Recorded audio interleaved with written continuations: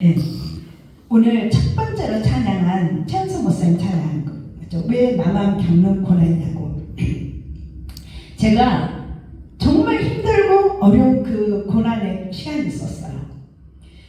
어떤 시간이면 아이가 태어난 나이가 굉장히 안 좋은, 심장 부분이 약해가지고 병원에서는 얘 얼마 못 살고 죽습니다. 그러니까 시장에서는 얘 포기해버려라. 그리고 빨리 애 갖다 버리고 새로운 애를 다시 낳아라. 이렇게 하면서 이제 그 핍박이 이제 굉장히 많이 왔어요. 근데 병원에서도 얼마, 대전에서는 제가 결혼하고 대전에서 살기 시작했거든요. 대전에서는 치료할 수 있는 방법이 없대요. 근데 서울대병원 가서 한번 보여봐라. 3kg가 되면 보일 수 있대요. 그래서 한 달 동안 잘 키웠더니 3kg가 돼서 서울대병원을 데려갔어요. 그랬더니 2돌이 되면 수술이 가능하대요. 그래서 그 2돌 동안에 그 시장으로부터는 많은 시장을 받고 이 아픔 속에서 그러면서 그 아이를 데리고 2돌이 되니까 정말 수술을 하게 됐어요. 그리고 그 전신마취, 지금은 전신마취 보니까 돌 안 된 아이도 전신마취 시키더라고요. 근데 그 시절에는요 전신마취 못 시켰어요. 지금 한 40년 전 얘기거든요. 근데 그때 당시에 2돌이 돼야만 전신마취를 해서 수술이 가능하다 그래가지고 해서 아이가 돌아왔는데 전신마취를 3번을 했어요. 거듭거듭 수술을 3번을 해가지고 그렇게 해서 정상을 왔는데, 이렇게 수술을 많이 하다 보니까 어째서는 그 수술로 인해서 약물 치료로 인해서 그 독이 눈으로 왔어요. 그래가지고 실명의 위기가 온 거예요. 그래서 병원에서는 실명될 수밖에 없다는 거예요. 치료 방법이 없대요. 딱 한 번은 그 인공수정체를 바꿔주는 수술은 가능하대요. 그런데 이게 염증이 이미 몸에 다 있기 때문에 그 눈에 다시 또 염증이 와서 인공수정체를 넣더라도 염증 때문에 실명할 수밖에 없습니다 라는 거예요. 그래서 제가 그때 방법이 없잖아요. 아무것도 없잖아요. 오직 하나님 앞에 기도하는 방법밖에 없었어요. 그리고 기도하면서 그렇게 다니는데 제가 도읍기도를 다니기 시작했어요. 다니면서 운전을 하고 가면서 아까 부르던 왜 나만 겪는 고난이냐고 그 찬양을 가면서 1시간 동안 가면서 부르고, 또 거기서 예배를 드리고 돌아오면서 1시간 동안 그 찬양을 불렀어요. 그렇게 1년의 세월을 불렀던 것 같아요. 찬양을. 그래서 정말 그러면서 하염없이 울면서 하나님밖에 없어요. 고쳐줄 사람 하나님밖에 없습니다. 그러면서 울고 다니고 이 찬양을 부를 때 이 찬양이 참 많은 위로가 됐던 찬양이에요. 오늘 첫 시간인데 딱 이 찬양을 부르니까 제가 이게 또 생각이 나네요. 근데 오늘 제목도 제가 어떻게 정했냐면 인생의 유라굴로를 넘어라 라고 했어요. 유라굴라는 광풍이에요. 그러니까 그냥 이렇게 바람이 부는 정도가 아니고 그냥 태풍이 부는 정도, 이렇게 광풍이에요. 어마어마한 폭풍이 몰아치는 거.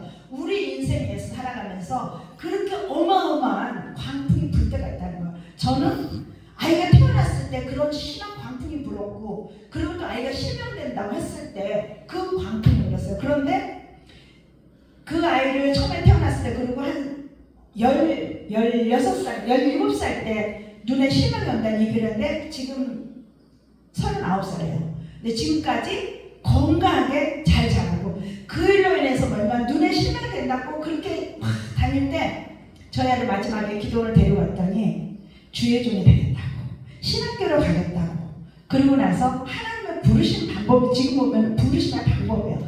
그리고 지금까지 건강으로 지켜주신 하나님, 우리가 주님의 일을 갈 때, 주님이 부르신 대로 순종하며 갈 때 하나님은 어떤 문제도 해결해 주시는 하나님, 우리가 의지할 게 주님밖에 없다는 거예요. 그래서 오늘 제목도 인생의 유라굴로를 넘어가자라는 것입니다.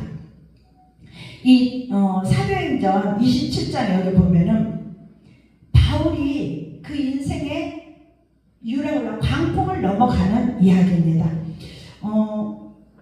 혹시 바닷가에서, 저는 이제 어렸을 때 바닷가에 좀 살았어요.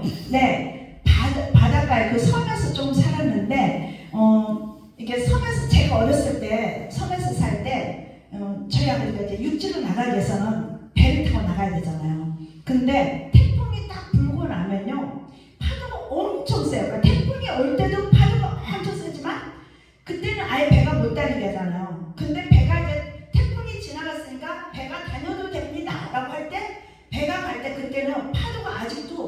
고세요.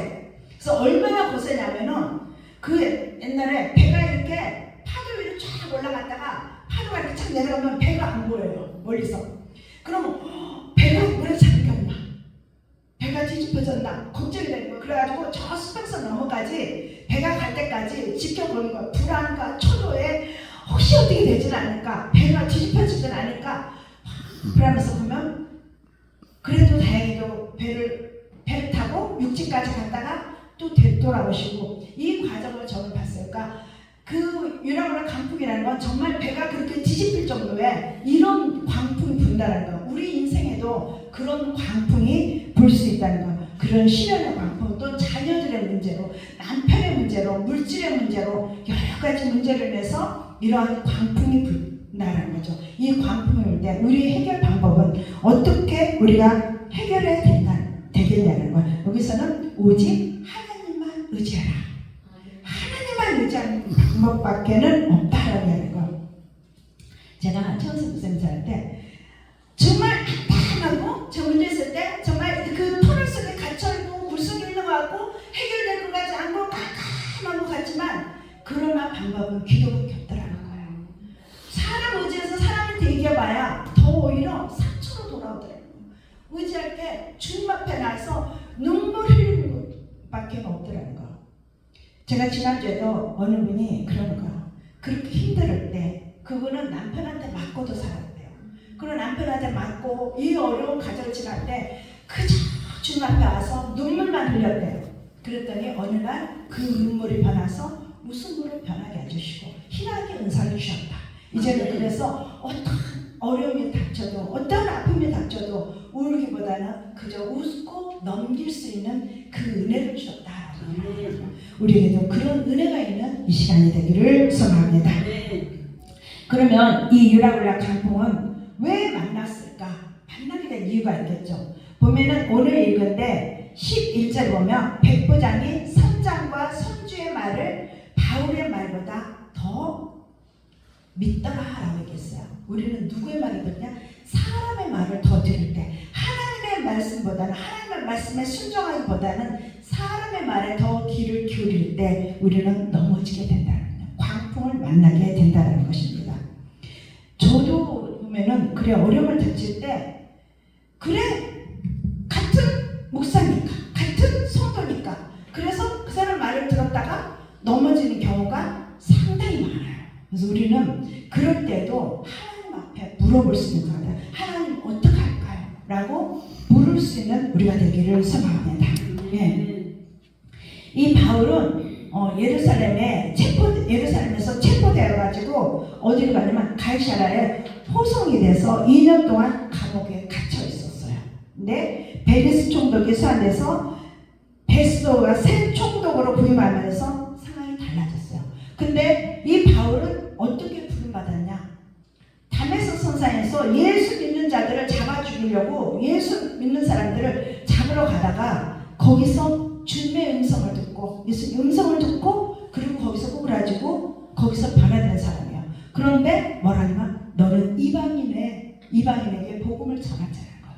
이방인을 위해서 쓰임받을 그릇이라고 얘기를 하는 거예요. 이렇게 바울의 사명을 주시는 거죠. 이 사명을. 그래서 이 사명을 감당하기 위해서는 주님이 주신 그 사명에게 때로는 힘들고 때로는 어렵고 이렇게 감옥에 갇혀있고 이럴지라도 주님을 위해서 살아가겠노라고 그리고 나아가는 거죠. 우리도 주님의 일을 감당할 때 다 가족이 응원하지만은 않아요. 자녀들이 다 그래 가라고 하진 않아요. 힘들어요. 주변에 있는 사람들이 어쩌면 먼저 주변에 있는 사람들이 반대하고 못 가게 하고 방해하고 그래요. 그러나 주님의 일이기에 우리는 가야 된다는 거죠. 그럴 때 주님께서는 그 고난을 통과하면 영광을 우리에게 주신다는 거예요. 그래서 반드시 영광은 그 고난을 통과하지 않냐고. 근데 영광의 거기에서 아까 찬양처럼 고난의 길을 통과하지 않냐고는 영광이 있을 수 없다는 거죠. 우리는 이거 영광을 얻기 위해서는 반드시 고난의 길을 걸어가야 된다는 거예요. 그 고난의 길이 내가 잘못해서 걷는 고난도 있지만 그러나 주님의 일을 감당하기 위해서 주님께서 주시는 그 고난은 주님 앞에 매달려서 기도하면서 그러면서 나아갈 수 있는 우리가 되기를 소망합니다. 아멘. 그리고 여기 보니까 뭐냐면 우리 9절 딱 읽었더니 금시간의 전리가 이미 지났으므로 라고 얘기했어요. 그래서 바울이 가지 말자라고 얘기해요. 이거는 뭘 얘기하냐면 어렸을 때 바닷가 살면은 여름을 딱 지나고 이제 가을이 되잖아요. 겨울이 되면은 파도가 거세져지잖아요. 그래서 배가 뜨지 못할 때가 참 많아요.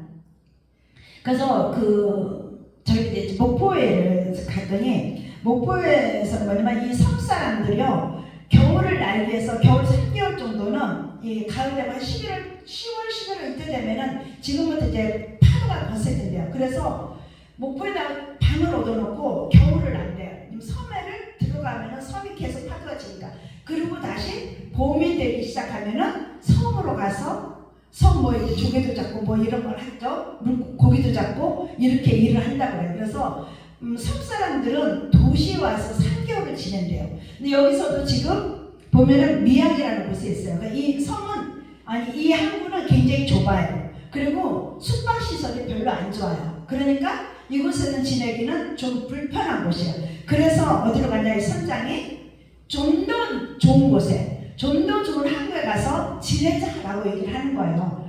그런데 바울이 만류를 하죠. 금시간 전리가 이미 끝났다. 이게 10월이에요. 그러니까 어디서 이게 동남풍이 불어야지 배가 수풍으로 잘 갈 수 있는데 막 북쪽에서 바람이 불고 또 갑자기 막 동풍이 불어오고 바람이 막 지멋대로 불어오는 시기예요. 이 시기가. 그러니까 배가 그냥 바람 따라서 막 움직이다가 뒤집어질 수 있는 가능성이 높다는 얘기예요. 그러니까 위험하니까 이 시기는 배를 움직이기에는 위험한 시기니까 여기가 지내기가 좀 불편할지라도 이곳에서 지내자라는 얘기를 바울이 권면하는 거예요. 그런데 선장은 어때요? 이 예수들을 데리고 가는 이 백부장, 이 사람이 누구의 말을 들었어요? 선장의 말을 더 들었다고 했어요. 왜요? 배를 운행하는 사람들은 그 사람들이 더 잘 알 거라고 생각한 거죠. 사람들의 경험이 더 잘 알 거라고, 경험이 더 나을 거라 생각해서 선주의 말과 선장의 말을 듣고 그래 이동합시다 라고 얘기한 거예요. 그러나 바울은 누구의 말을 들었어요? 하나님의 말을 들었어요.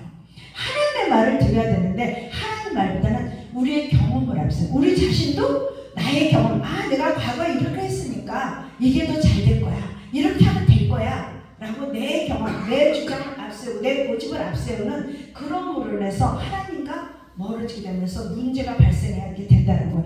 여기에서도 바로 사람의 말을 들음으로 해서 이러한 문제가 발생이 되었다는 거죠. 그런데 바울은 하나님의 음성을 들었고, 그리고 시기상으로 봐서도 적절하지 않은 시기였기 때문에 얘기를 한 거예요. 그러나 이 백부장은 아니다, 선장의 말을 듣고 가게 되죠. 그런데 처음에는 딱 배가 떠날 때는 수풍이 불었다고 그랬어요. 바다도 잔잔했다고 그랬어요. 그러니까 하나님의 말씀을 어디다 처음부터 막 어떤 광풍 불어오는 것이 아니라 순조롭게 잘 진행이 되는 것 같아요. 그런데 결정적일 때 문제가 발생한다는 거죠. 잘 가고 있어요. 야, 그 봐라, 선장의 말을 듣길 잘했다. 예수 데리고 가기를 잘했다. 그리고 가기 시작하는 거야. 그리고 가는데 바람이 갑자기 가다 중간에 바람이 불기 시작한 거죠. 그래서 바람이 막 부니까 요동치니까 제수들도 어떻게 할 바를 모르겠죠. 그런데 그때 뭐라냐, 이 동풍이 불다가 막 북풍이 불다 이렇게 막 지문대로 막 바람이 불고 막 배가 뒤집힐 정도 이 바람이 부는 이걸 뭐라냐, 유라굴로라라고 얘기를 하는 거야. 막 바람에 막 휘몰아치는 이런 바람이 부는 거를 유라굴로, 그러니까 유라굴로가 강풍이다라고 얘기를 하는 거죠. 이 바람을 부는데 조절할 수가 이제 없게 되는 거야. 내 힘으로 할 수가 없게 되는 이런 상황이죠. 그래서 이 배가 머무르게 되죠. 이 배가 가서 그런데 이 배를 타고 계속 가려면 뭐라 해야 되냐, 배에 있는 것들을 다 버려야 된다라고 얘기를 합니다. 그러니까 내 인생에서, 우리 인생에서 이 고난의 환경이 왔어요. 광풍이 불었어요. 이 광풍을 잠재울 수 있는 방법이 뭐냐? 그냥 해결이 되지 않는다는 거죠. 뭐였는데 배에 있는 것을 버려야 한다. 나에 있는 것을 버릴 걸 버려야 된다. 그래서 책에도 보면 내려놔라 라고 얘기하죠. 그러니까 버릴 것을 버릴 줄 알아야 되는 거야. 내가 문제가 생겼을 때 하나님 내가 움켜쥐고 있는 게 무엇입니까? 내가 아직도 내 고집과 내 아직과 내 경험을 가지고 내 교만을 가지고 내가 움켜쥐고 있는 것이 무엇입니까? 내가 그걸 버릴 수 있게 해주시오. 내 힘으로 버릴 수 있어요? 내 힘으로 안 돼요. 성령 하나님 내가 버릴 수 있는 힘을 주셔서 내가 버릴 수 있도록 해달라고. 그럴 때 우리는 이 광풍을 그치게 할 수 있다는 것입니다. 광풍을 통과할 수 있는 방법은 내가 버릴 걸 버려야 된다는 거죠. 근데 우리는 이 고난의 환경이 참 내가 잘못해서만이 이 고난의 환경이 오지 않는다는 것입니다. 이 고난의 환경은 정말 애매하게 정말 억울하게 그렇게 고난을 받을 때도 있어요. 나 아무 잘못한 건 없는데 왜 내가 이 고난을 당해야 되고 내가 왜 이 모함을 당해야 되고 난 정말 주의를 열심히 한 것밖에 없는데 내가 왜 이렇게 사람들의 손가락질을 받아야 되고 내가 이 아픔을 겪어야 되고 내 가족들로부터 외면당해야 되고 함께 일하는 자도 왜 나를 이렇게 힘들게 하느냐. 이게 있을 수 있다는 거야. 뭐 하기 위해서?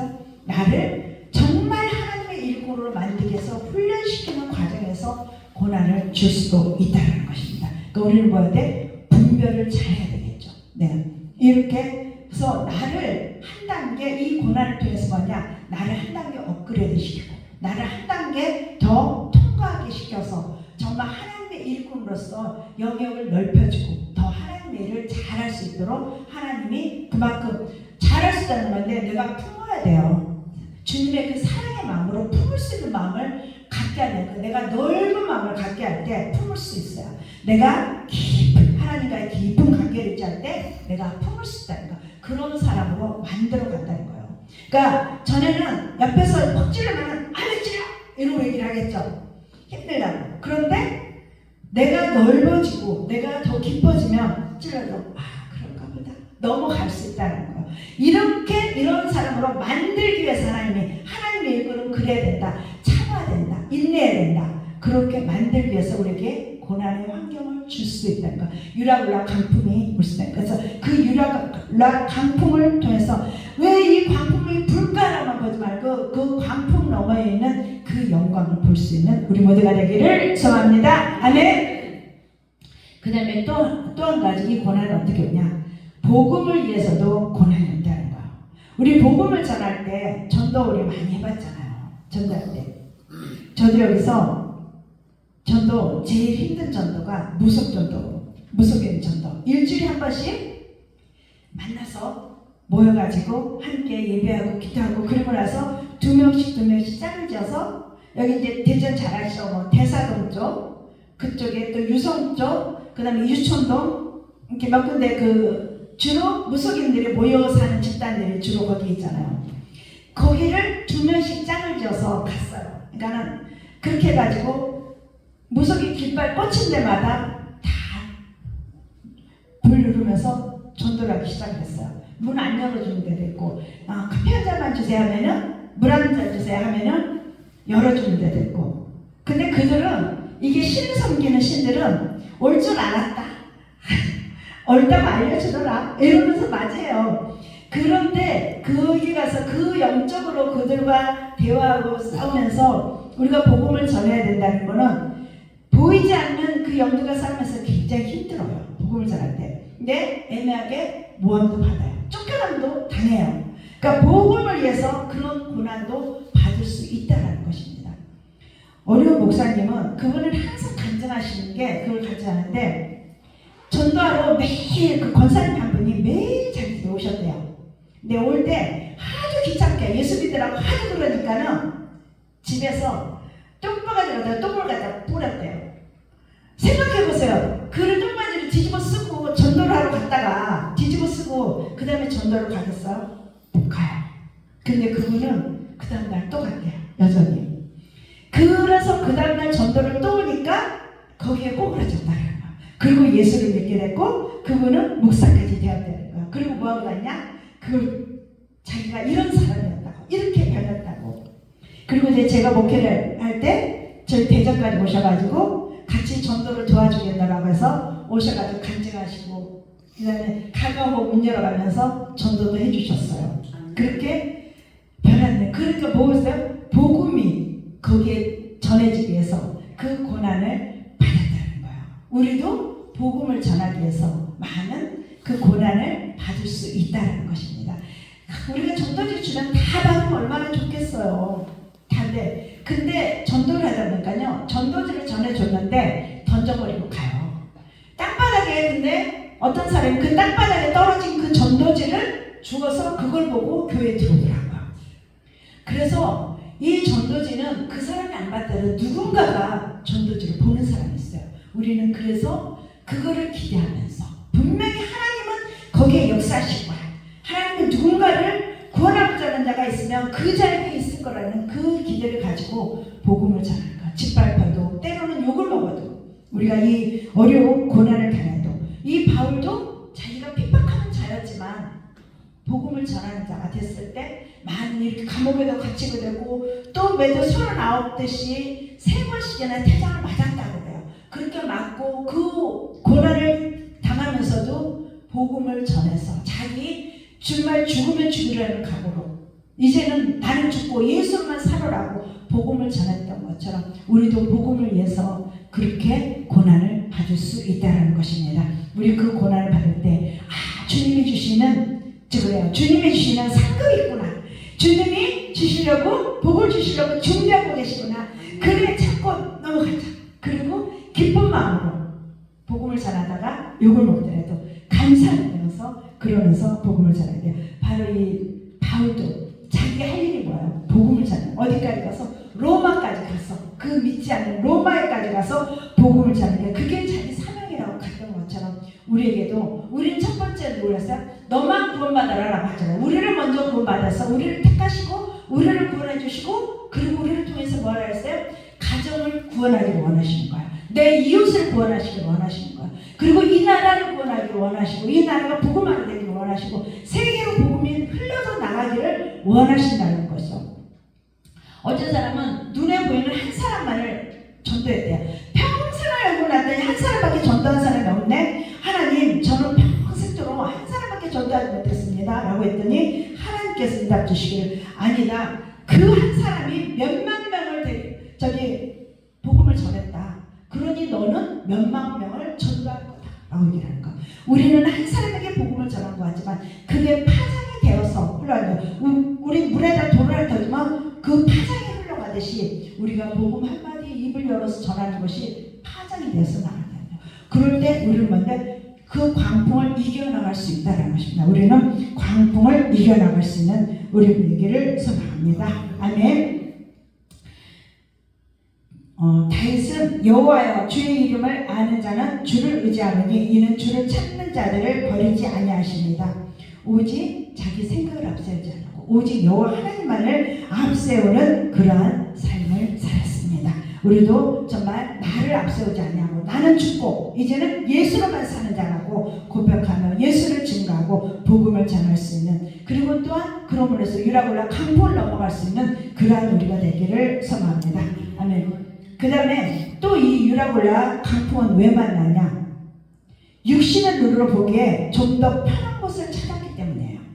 지금 그 살기 불편해요. 겨울을 지나기에는 춥고 그리고 잠자리도 불편하고 먹을 것도 풍성하지 않고 불편하니까 어디로 가요? 좀 더 넓은 항구로 가고 좀 더 시설이 좋은 항구로 찾아갑시다. 그래서 배를 타고 그쪽 동네로 갑시다 라고 얘기를 해가지고 떠나게 된 거예요. 우리도 우리의 삶에 있어서 우리가 육신으로 바라볼 때 좀 안 좋더라도 그러나 그게 주님이 원하시는 일이라면 그 길을 갈 수 있는 우리가 되어야 될 줄 믿습니다.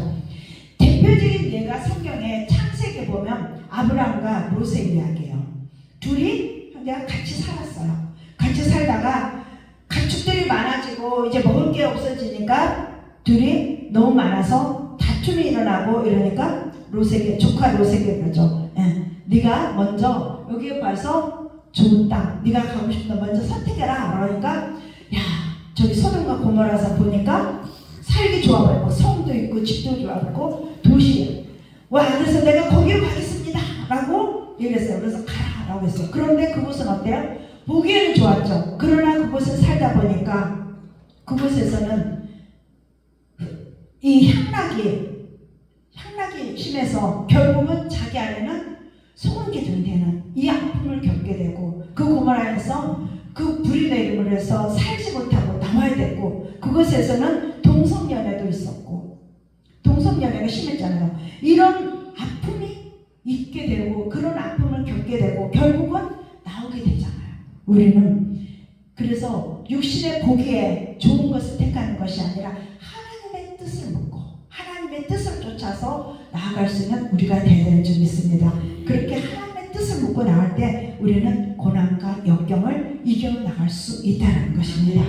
예. 시편 37편 5절 6절을 보면 내 길을 여호와께 맡기라. 그를 의지하면 그가 이루시고 내 의를 빛같이 나타내시며 내 공의를 정오에 빛같이 하시리로다. 아멘.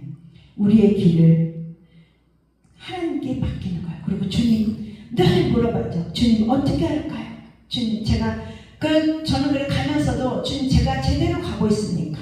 내가 주님의 나라인데 이 고난인데 이게 제대로 지금 가고 있습니까? 라고 물어보면서 주님 아니면 내가 잘못된 것들이 있다면 어떻게 고쳐야 됩니까? 하나님 어떻게 해야 될까요? 주님 나의 길을 인도해 주십시오. 내가 잘못 가고 있다면 내가 지금 어둠 가운데 이 하는데 정말 빛이 안 보이고 깜깜하고 너무나 힘들어요. 자녀 문제로 자식 문제로 물질 문제로 건강 문제로 정말 너무너무 힘든데 하나님 길이 보이지 않아요. 하나님 그 길을 비춰주세요. 주님의 말씀은 내 길에 빛이라고 했고 내 길에 등불이라고 얘기하셨는데 주님 내가 그 빛을 볼 수 있도록 내 앞길을 막고 있는 거 지금 그 빛을 보지 못하도록 이 방해하는 세력들 다 예수만 따라갈지어다 하면서 우리는 빛을 찾아 나가야 된다는 거죠. 그 빛을 주님 제게 비춰주십시오 하고 그 빛을 찾고 그리고 그 고난을 넘어갈 수 있는 우리가 되어야 될 줄 믿습니다. 아멘. 로마 시인 로마디우스는 매일의 기도가 매일의 두려움을 내어 쫓는다라고 했어요. 그래서 우리는 매일매일 우리가 매일매일 밥을 먹어야 되시 매일매일 기도하는 자가 되어야 되는 줄 믿습니다. 로버트 홀리도 뭐냐면 기도는 최선의 치료다라고 얘기를 했습니다.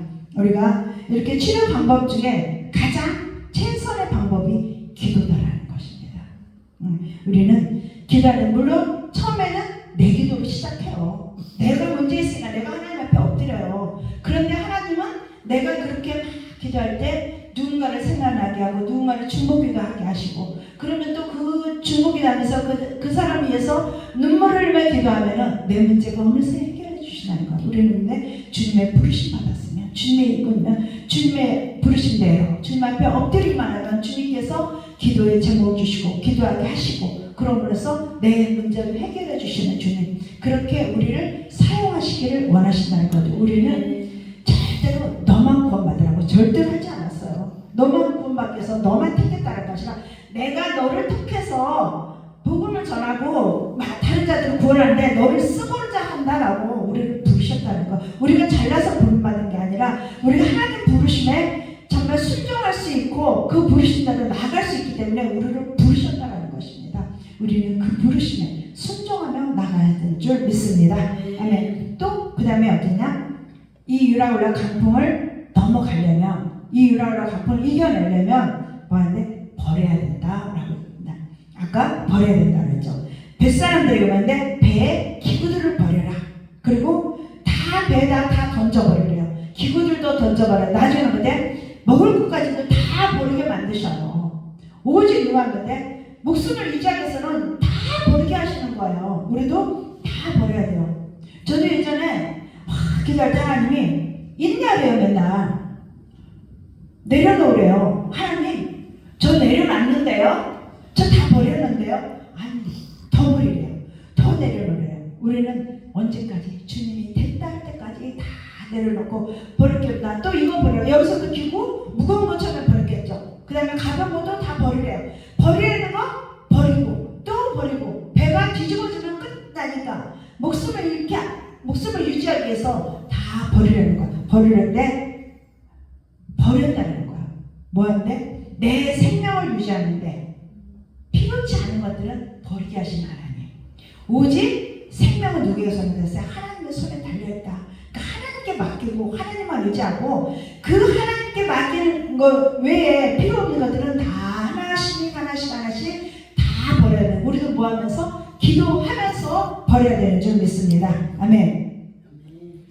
이렇게 사람들의 말을 의지하고 하나님의 말을 멀리했던 이 백부장이 아니라 정말 바울의 말을 다시 듣고 그래 바울의 말이 진실이었어. 바울의 말을 들어야 됐어 라고 얘기하듯이 우리도 하나님의 말을 들어야 됐어 라고 얘기를 할 수 있는 자가 되어야 되는 줄 믿습니다.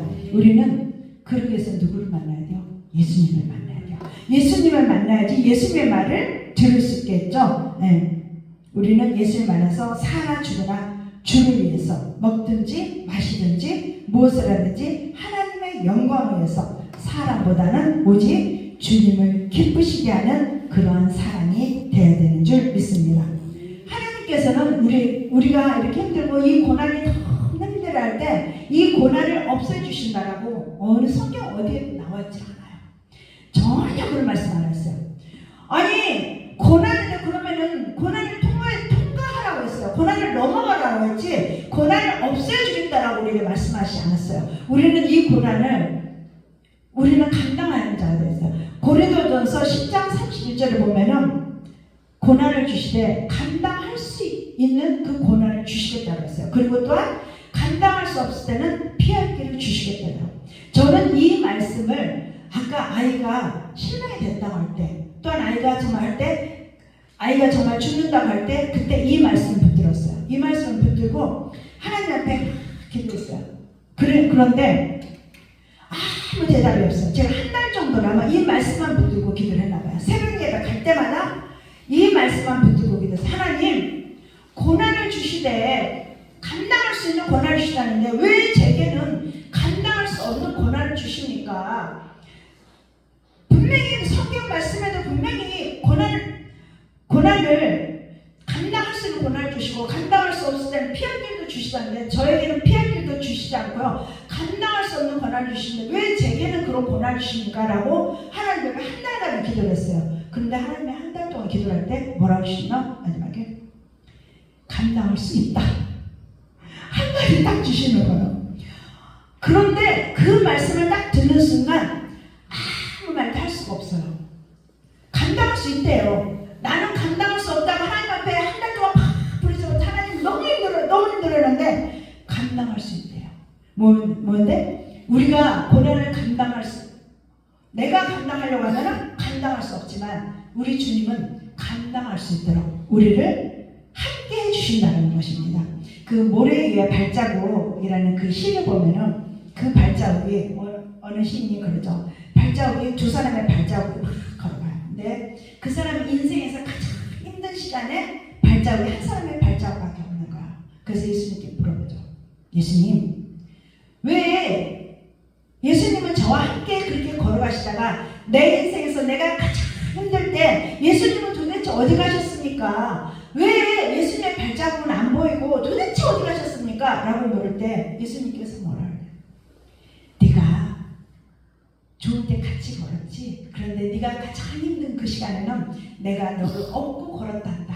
그래서 이 발자국은 네 발자국이 아니라 예수님 내 발자국이다 라고 얘기하는 거예요.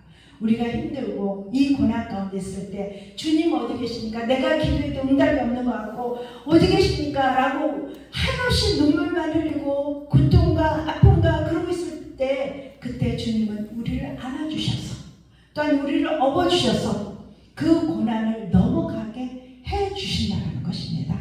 지나보면은 주님이 아니었으면 내가 이 앞에 있을 때 주님 앞에 나와서 눈물 흘리지 않냐고 기도하지 않았더라면 어떻게 지나갔을까? 예. 우리는 그 아픔이 그때는 눈물만 흘릴 것 같지만 그러나 주님이 함께 울어주셨고 함께 아파해 주셨고 함께 넘어갈 수 있도록 우리를 이끌어 주시고 우리와 함께 해주시는 주님이시라는 것입니다.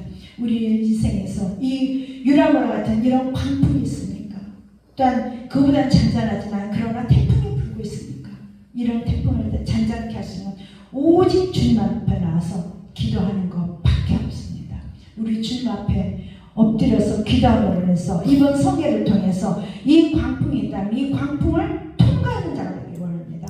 광풍이 잔잔해지는 것이 아니라 통과해버리니까 잔잔해진다는 거예요. 이 광풍을 우리는 통과할 수 있는 자가 돼요. 그래서 주님께서 그래 참 광풍 잘 이겨냈다.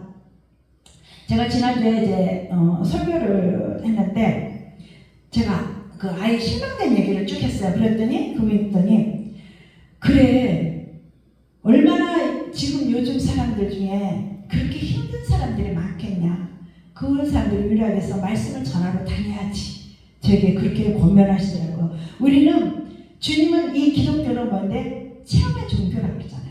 내가 경험한 거, 내가 체험한 거를 우리는 전해주길 원하시는 주님이시라는 거. 그러니까 그 고난을 통과해 가길 원하신다는 거. 주님이 함께 통과해서 가자라는 거예요. 우리 어려움이 있습니까? 고난 가운데 있습니까? 주님이 함께 하고 계십니다. 지금도 내가 너무나도 내 모습이 너무 힘들고 내가 어려워서 주님이 나와 함께하지 않는 것 같지만 그러나 주님은 나를 지금 끌어안아주시고 나를 사랑으로 품어 안아주시고 나를 위로해 주시고 나와 함께하고 계시다는 것입니다. 그 주님이 통과해서 잘 갈 수 있도록 우리를 이끌어주고 계신다는 것입니다. 이번 성회를 통해서 반드시 통과함으로 인해서 우리가 정말 하나님 앞에 영광을 돌리고 승리의 삶을 살 수 있는 우리가 되기를 소망합니다. 아멘. 우리 아까 찬양했던 그 찬양